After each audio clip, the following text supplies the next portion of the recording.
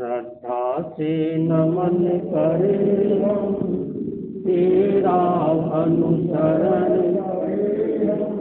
पल पल में स्मरण करे हम। महावीर स्वामी, महावीर स्वामी।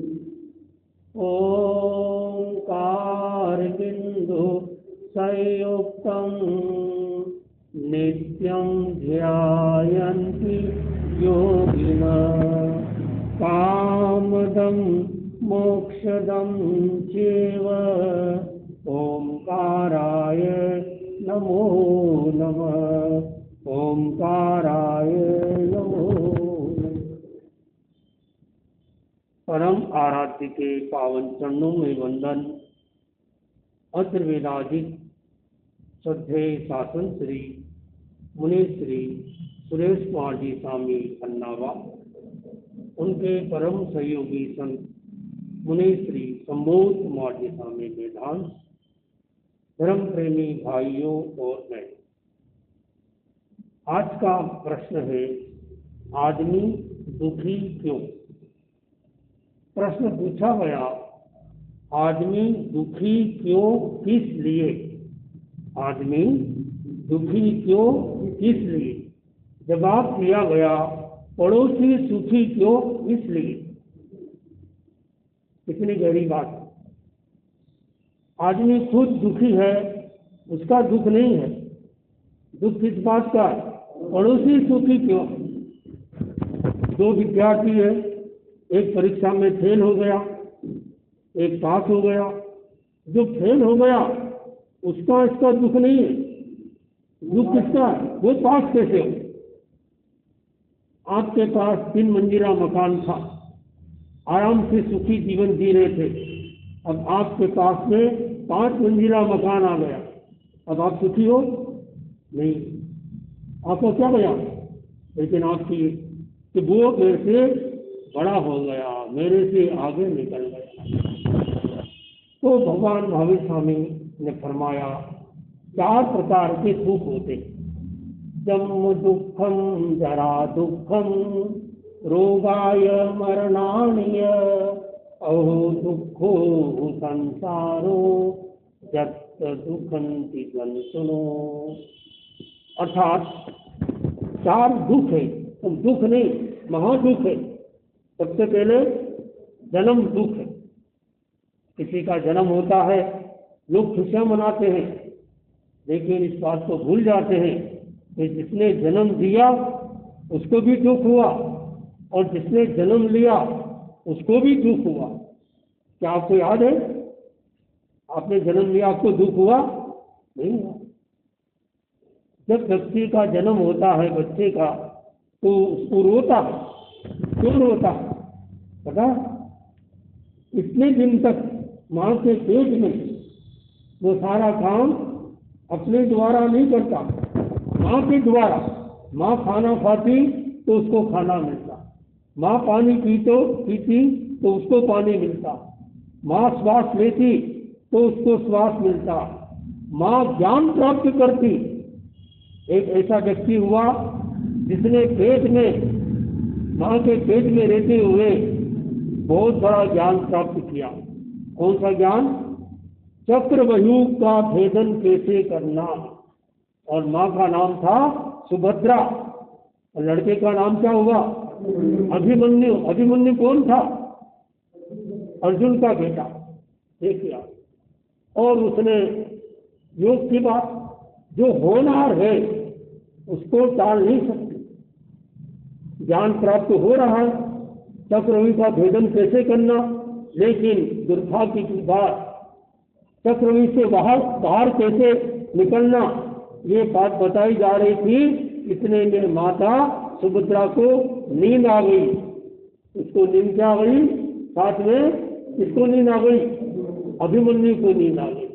और वही हुआ महाभारत के अंदर। चक्रव्यूह का भेदन किसी तरीके से, गलत तरीके से 5 पांडवों को दूसरी जगह भेज दिया गया। कोई गलत चाल थी कौरवों की। अब बेचारा कौन रहा? एकल अभिमन्यु। एकल रहते भी देखिए उसने सबको सावधान करते हुए सावधान शकुनी मामा और तीर चलाया और तीर में उसको हरा दिया। कृपाचार्य, द्रोणाचार्य, कितने सारे युधिष्ठिर, वो दुर्योधन, दुशासन, सबको हरा देख लिया। जब ऐसा बालक रहा बहादुर, लेकिन जब दोनों तरफ से तीर खत्म हो गए, गाड़ी से नीचे उतरे और उसने कर्ण ने बड़ी गलती से, मतलब दुर्भावना से क्या किया, उसको पता ये अर्जुन का लड़का है और अर्जुन उसका भाई है, फिर भी वो कौरवों के साथ था। जैसी भाव अन्न वैसी होगी बुद्धि, वैसी बुद्धि होगी। उसने कर्ण ने अर्जुन को, अभिमन्यु को मारना शुरू किया। बेचारा नहीं हत्या, कोई पास में शस्त्र नहीं, फिर भी उसने मारा। और उसने क्या मारा, सभी ने मिलकर उसको खत्म कर दिया, मार दिया। और मरते समय, मरने के पहले क्या बोल रहा हो, मैं आज मर रहा हूं, मुझे इसका दुख नहीं है, इस बात का दुख है मैं कायरों के हाथ से मर रहा हूं। देखिए, और जब वो अभिमन्यु मर गया तो उसको ले जाते गया और श्री कृष्ण ने बुलाया अर्जुन को कि देखिए तुम्हारा लड़का, बोला मेरा लड़का मर गया। तो रोने लग गए। कौन? पिताजी को रोना आएगा, लड़का मर जाएगा तो। श्री कृष्ण ने कहा अर्जुन को मत रो, क्यों? तुम्हारा लड़का ये सदगति को प्राप्त हुआ है, वीर गति को प्राप्त हुआ है, अगर तुम रोगे तो इसकी आत्मा को दुख होगा, इसको रोने नहीं दिया। तो शांत करा। दूसरी घटना घटी। कई बातें रामायण की तो अच्छी होती है, लेकिन अगर महाभारत भी आप देखो, कई बातें जो महाभारत में है वो रामायण में नहीं मिलेगी आपको, कुछ बात इतनी गहरी। एक दूसरा प्रसंग महाभारत का बताया जा रहा है कि कटोत्कच कौन हुआ? भीम का लड़का। भीम जब जंगल में घूम रहा था तो एक होती है ना डाकिनी ठाकिनी इस तरह की राक्षसनी, उससे कोई संबंध हो गया और उससे लड़का हुआ, उसका नाम रखा कटोत्कच। और कोई ऐसा मौका मिला कि इसने कर्ण ने उसको मार दिया। किसको? कटोत्कच को मार दिया। और उसके मरने के बाद श्री कृष्ण मुस्कुराते हैं। भीम ने कहा मेरा लड़का मर गया, ये तो बड़ी दुख की बात है और आप मुस्कुराते हो, इसके क्या फायदा? बोले इसका ये फायदा होगा कि अब अर्जुन को कोई नहीं मार सकेगा। अर्जुन को मारने का एकमात्र शस्त्र था इसके पास, कर्ण के पास। कर्ण ने उसमें लगा दिया और ये अर्जुन बच गया। यह दुख में सुख की सोच। तो जन्म होता है तो असली माँ कौन हुई? जिसने जन्म देते समय बेहोश नहीं किया, उसको कष्ट हो रहा है, बच्चे को बाहर निकालने का भयंकर कष्ट होता है, और उस कष्ट को अगर समता भाव से सहन कर ले, कितनी कितनी निद्रा होती है।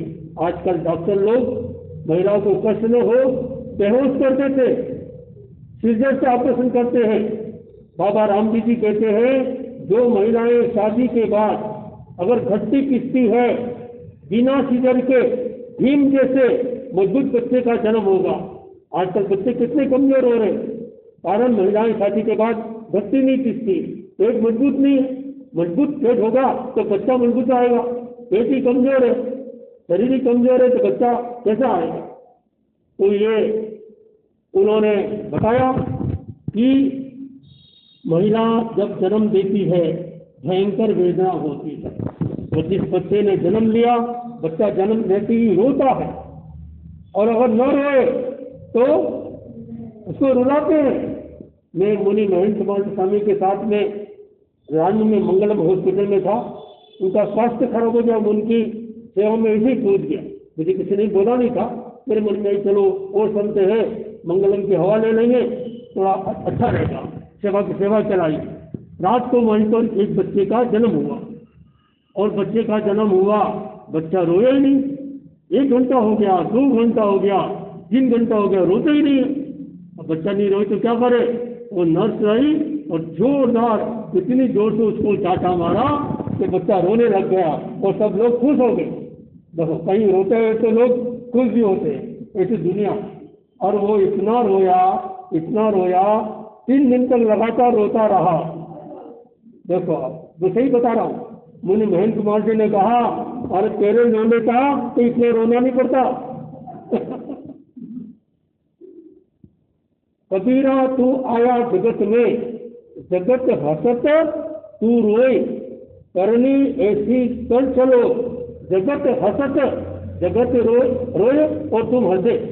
जब बच्चे का जन्म होता है तो बच्चा रोता है और माता पिता हंसते हैं, लेकिन जब आदमी मरता है तो माता पिता रोते हैं।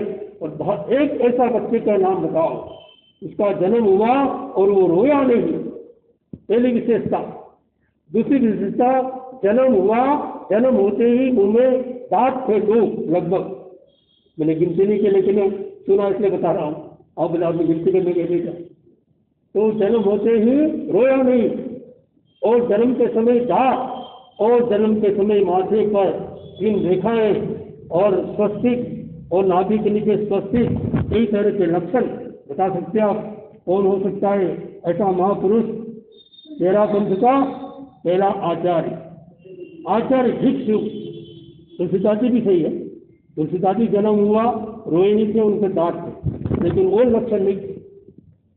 तो ये आचार्य भिक्षु के बारे में मैंने पढ़ा कि जब वो जन्म हुआ तो रोए नहीं, उनके दांत थे और कई तरह के चिन्ह थे, हाथों में 10 चक्र थे और बहुत सारी विशेषता थी। पूरा 13 का इतिहास हमारे गुरुलाल जी जानते हैं, ये बहुत इतिहास के भी जानकार है, तत्वज्ञान के भी जानकार है, और आगम आदि पढ़ते रहते। सारा समय इनका स्वाध्याय नहीं मिलता, बोले धंधा चलता रहेगा, लेकिन ये समय निकाल कर अब इनको पता चल गया प्रवचन हो रहा है, यहाँ प्रवचन सुनने के लिए कई लोग आ गए। आपकी रुचि जिनको देख रहा हूँ मैं, देवीलाल जी को कितने समय से, जब से भक्ता मोड़ वहाँ पे चल रहा है नवरत्न, तब से लगातार आप बराबर आ रहे। सारा दिन कहाँ होती दूर रहती है, वहाँ से भी आप रुचि की बात। कई लोग आते, कई लोग संडे वाले होते। आजकल संडे वाले पापा को टाइम ही नहीं है, ये बोले पापा का नाम लिख दिया बच्चे ने, संडे वाले पापा। कैसे? बच्चे के बारे में पूछा गया, तुम्हारा बच्चा कितना बड़ा है? तो उसने बोला मेरा बच्चा इतना बड़ा। अरे बच्चा तो इतना, ऐसा कहना कि इतना बड़ा।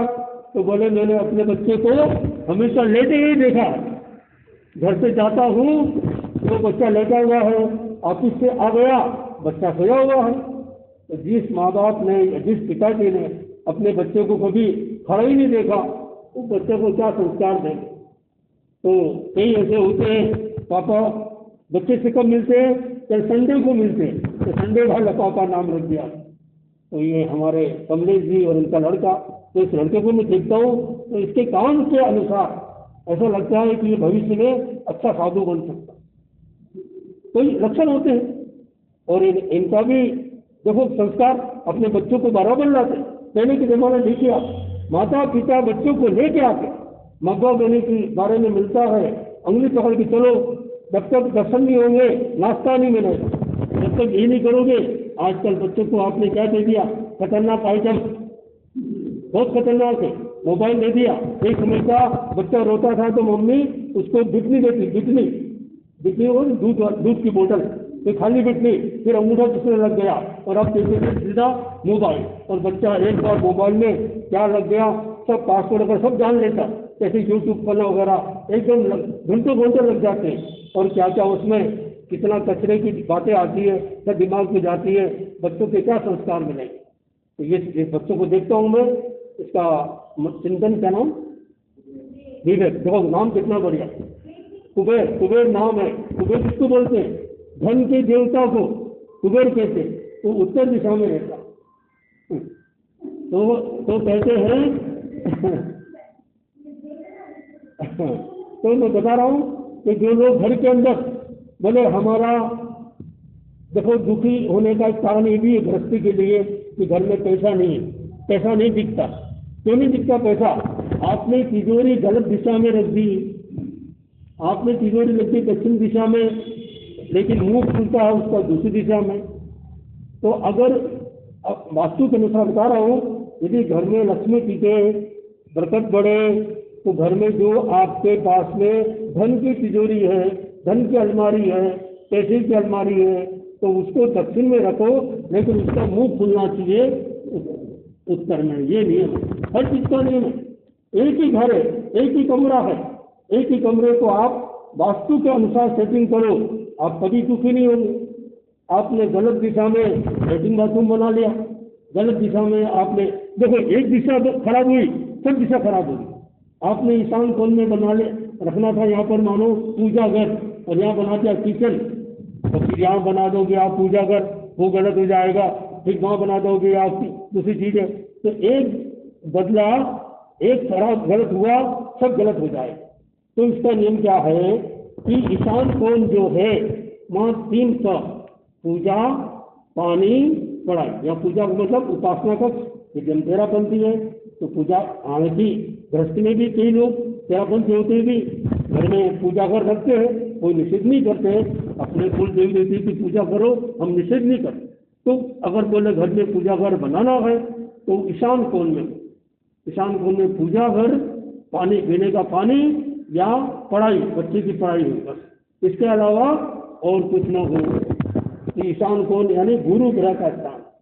अब अग्नि, ये जो किचन है वो अग्निकोण में होना चाहिए। अब अग्निकोण में किचन नहीं बनाया आपने तो नुकसान हो सकता है। इस तरह से अलग अलग 4 दिशा, देखो मूल दिशा नहीं, दिशा, इसका मतलब जितना महत्व दिशा का है उससे 4 गुना अधिक दिशा का।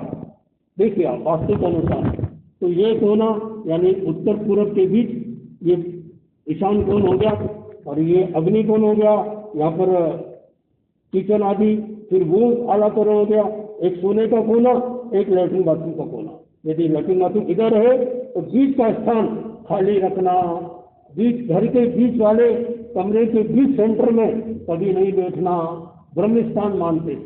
तो 4 दिशा, 4 ही दिशा। और भूल से भी बात लगते तो बता देता हूँ आपको, ये सब उपाय बताए जा रहे हैं दुख से बचने के। आप खाना खा रहे हो लेकिन आपने ध्यान नहीं दिया, आपने साउथ की तरफ मुंह करके खाना खा रहे हो, खतरनाक।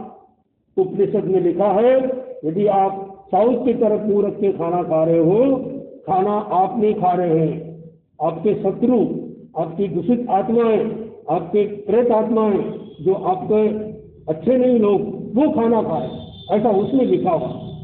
तो यूं भी क्योंकि मंगल ग्रह रहता है किधर, साउथ में, तो साउथ की तरफ मुंह करके कभी खाना नहीं खाना। सोने का भी दिशा होती है, बच्चों को कौन सी दिशा में सोना,